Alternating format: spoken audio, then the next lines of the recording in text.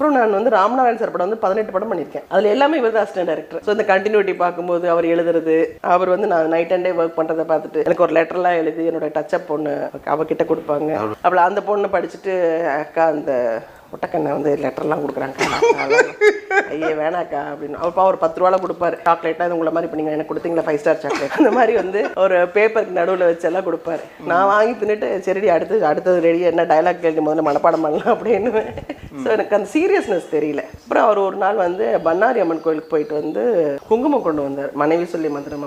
அப்போ நான் ஷூட்டிங்கில் ஏதோ ட்ரெஸ் எல்லாம் பண்ணிட்டு விக்கெல்லாம் ரெடி பண்ணிட்டு இருக்கேன், நான் மேக்கப் டச் பண்ணிட்டு இருக்கேன். இவர் வந்து நான் கோயிலுக்கு போனேன், கோயிலுக்கு போனீங்கன்னா என்ன சார் இப்போ கோயிலுக்கு போயிட்டீங்க என்ன இப்போ இல்லை குங்குமம் கொண்டாந்து என் தலையில் வைங்க அப்படின்னு நேராக கொண்டு வந்து தலையில் வச்சுட்டாரு. இப்படி வச்சு அவருக்கு பாவம் நல்ல வெள்ளை ஃப்ராக்லாம் போட்டுட்டு எல்லோரும் பின்னாடி ஓடின மாதிரிலாம் தெரிஞ்சிருக்குது. அதனால் அவர் வந்து ரொம்ப ஸ்ட்ராங்காக எனக்கு ஒய்ஃப்னு வந்தால் இவ தான் வேணும், இவ தான் வரணும், ரொம்ப ஸ்ட்ராங்காக பிலீவ் பண்ணிட்டார்.